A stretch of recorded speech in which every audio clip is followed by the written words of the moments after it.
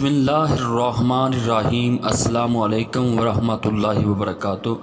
ناظرین کرام، سمود عرب کے ایک قبیلہ کا نام ہے۔ ایک قول کے مطابق یہ نام ان کے جد اعلیٰ سمود بن عاد بن اوس بن ارم بن سام بن حضرت نوح علیہ السلام کی نسبت سے رکھا گیا تھا۔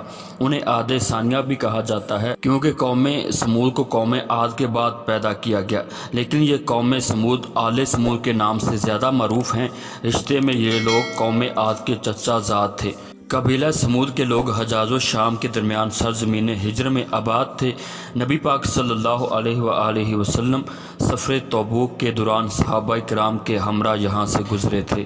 اللہ تعالیٰ عز و جل نے اس قوم کو انتہائی زرخیز زمین عطا کی تھی، جس کی وجہ سے ان کی فصلیں خوب ہوتی اور باغات سبز و شاداب اور میووں سے بھرے ہوتے۔ فن تعمیر میں ان کا کوئی ثانی نہ تھا۔ سنگلاہ پہاڑوں، پتھریلی چٹانوں کو تراش کر نہایت خوبصورت، روشن، ہوادار، مضبوط اور بلند و بالا مکانات بنا لینا ان کی تعمیراتی ہنر و کمال کا منہ بولتا ثبوت تھا۔ آج بھی عرب شریف میں ان کی بستیوں اور تعمیر کردہ قلعوں اور مکانات کے اثارات موجود ہیں، جنہیں مدائن صالح کہا جاتا ہے۔ آل سمود اللہ تعالیٰ کی وحدانیت پر ایمان رکھتے تھے اور اسی کے عبادت گزار بندے تھے۔ نیز قوم عاد کا عبرت ناک انجام بھی ان کے سامنے تھا، جس سے یہ ڈر کر یہ لوگ خدا کی نافرمانی سے بہت بچتے تھے، لیکن گزرتے وقت اور نعمتوں کی بہتات کے ساتھ جہاں ان میں غفلت و جہالت بڑھی، وہیں یہ لوگ کفر و شرک کی نحوست کا شکار ہو گئے، لہٰذا اللہ تعالیٰ کو چھوڑ کر بتوں کو پوجنا شروع کر دیا۔ تو ناظرین کرام، اللہ تعالیٰ نے ان کی ہدایت اور رہنمائی کے لیے حضرت صالح علیہ السلام کو رسول بنا کر ان کی طرف بھیجا۔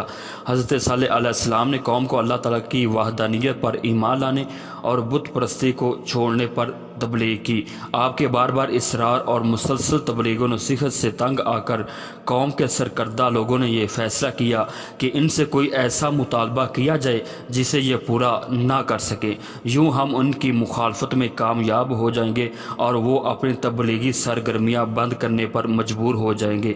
چنانچہ ایک دن قبیلے کے لوگ اپنی مجلس میں جمع تھے۔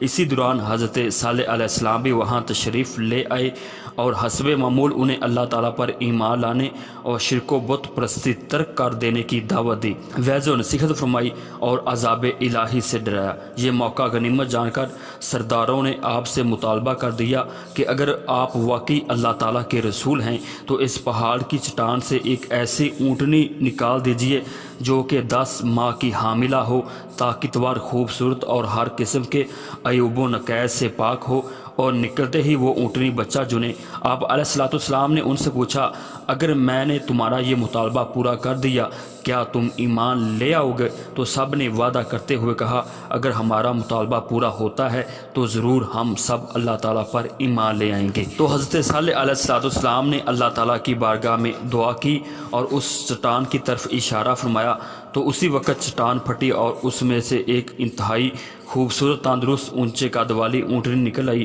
جو کہ حاملہ تھی، اور نکل کر اس نے ایک بچہ بھی جنا۔ حضرت صالح علیہ السلام کا یہ حیرت انگیز اور عظیم الشان موضع دے کر جندہ نامی ایک سردار اپنے خاص لوگوں کے ساتھ آپ پر ایمان لے آیا، جبکہ دوسرے لوگ سرداروں کے بہکاوے میں آ کر اپنے وعدے سے پھر گئے اور ایمان لانے سے انکار کر دیا۔ اس کے بعد یہ اونٹنی اپنے بچے کے ساتھ میدانوں میں چرنے پھرنے لگی۔ آپ علیہ السلام نے قوم کو اس اونٹنی کے بارے میں چند ہدایات دیں۔ فرمایا، اسے اس کے حال پر چھوڑ دو تاکہ اللہ عز و جل کی زمین میں جہاں چاہتی پھرتی رہے۔ اسے برائی کی نیت سے ہاتھ نہ لگانا، نہ مارنا، نہ ہنکانا اور نہ قتل کرنا۔ ایک دن اونٹنی کی اور ایک دن تمہاری باری ہے، لہذا جو دن اونٹنی کا ہے اس دن صرف اونٹنی ہی کنویں پر پانی پیے گی، اور جو دن تمہارا ہے اس دن تم پانی لینے آؤ گے۔ ان ہدایات کے ساتھ یہ تنبیہ کی کہ اگر تم نے ان کے خلاف ورزی کی تو اس کا انجام بہت خطرناک ہوگا۔ اس کا ذکر اللہ تعالیٰ نے قرآن پاک میں کیا ہے کہ بے شک تمہارے پاس تمہارے رب کی طرف سے روشن نشانی آ گئی، تمہارے لیے نشانی کے طور پر اللہ کی یہ اونٹنی ہے، تو تم اسے چھوڑے رکھو تاکہ اللہ کی زمین میں سے کھائے، اور اسے برائی کے ساتھ ہاتھ نہ لگانا ورنہ تمہیں دردناک عذاب دیا جائے گا۔ تو ناظرین گرامی، اس کے بعد قوم سمود حضرت صالح علیہ السلام کے دیے ہوئے احکامات پر ایک عرصہ تک عمل کرتی رہی۔ پھر انہیں اپنی چراگاہوں میں اور مویشیوں کے لیے پانی کی تنگی کی وجہ سے قلت محسوس ہوئی تو تو وہ لوگ اونٹنی کو قتل کرنے پر متفق ہو گئے اور اس کام کے لیے اپنے ساتھی کیدار بن سالف کو منتخب کیا، جس نے اونٹنی کو پکڑ کر تیز تلوار سے اس کی کونچیں کاٹ کر قطر کر ڈالا۔ اونٹنی کو قتل کرنے کے بعد ان لوگوں کی سرکشی اور بے باکی میں اور اضافہ ہوا۔ چنانچہ اس جرم کا ارتکاب کرنے کے بعد حضرت صالح علیہ السلام کے پاس آ کر کہنے لگے کہ اے صالح، اگر تم رسول ہو تو ہم پر وہ عذاب لے کر آؤ جس سے تم ہمیں ہمیشہ ڈراتے رہتے ہو۔ اللہ تعالیٰ فرماتا ہے کہ پس ان کافروں نے اونٹنی کی ٹانگوں کی رگوں کو کاٹ دیا اور اپنے رب کے حکم کی نافرمانی کی اور کہنے لگے کہ اے صالح، اگر تم رسول ہو تو ہم پر وہ عذاب لے آؤ جس کی تم ہمیں ہمیشہ وعدے سناتے رہتے ہو۔ تو ناظرین کرام، اونٹنی کے قتل کے بعد حضرت صالح علیہ السلام نے ان سے فرمایا، تم اپنے گھروں میں 3 دن تک دنیا کا جو عیش کرنا ہے کر لو، ہفتے کے دن تم پر عذاب آ جائے گا۔ اس کی علامت یہ ہے کہ پہلے دن تمہارے چہرے زرد ہوں گے، دوسرے دن سرخ اور تیسرے دن سیاہ ہو جائیں گے، پھر اگلے دن عذاب نازل ہوگا، اور یہ ایک ایسا وعدہ ہے جو کسی صورت میں غلط ثابت نہیں ہوگا۔ حضرت صالح علیہ السلام کے حکم کے مطابق اس کے بعد جب مہلت کا پہلا دن آیا تو حضرت صالح علیہ السلام کے مطابق ان کے چہرے زرد ہو گئے۔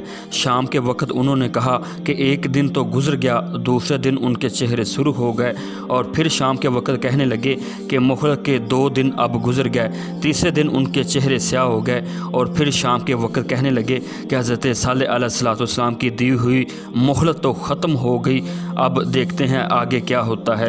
چوتھے دن یہ لوگ خوشبو وغیرہ لگا کر تیار ہوئے اور بیٹھ کر انتظار کرنے لگے کہ دیکھو کون سا عذاب آتا ہے۔ عذاب کے منتظر ان قوم نے صبح ہوتے ہی ایک ہولناک چیخ اور کڑکدار آواز سنی اور زمین میں زلزلہ آ گیا، اور یہ لوگ تباہ و برباد ہو کر ایسے ہو گئے جیسے جانوروں کے پاؤں کے نیچے کثرت کے ساتھ روندی جانے والی گھاس ریزہ ریزہ ہو جاتی ہے۔ عذاب کی شدت کا یہ عالم تھا کہ قوی اور توانا ہونے کے باوجود عذاب کے وقت نہ وہ لوگ کہیں بھاگ سکے، نہ مقابلے میں کھڑے ہو سکے۔ شرک و معصیت ان کے کچھ کام نہ آئی، مال و متاع، سامان و مکاں انہیں عذاب الہی سے نہ بچا سکے۔ عذاب کے بعد اس بستی کا یہ عالم تھا گویا وہ کبھی وہاں بستے ہی نہ تھے اور نہ یہاں کبھی زندگی کا گزر ہوا۔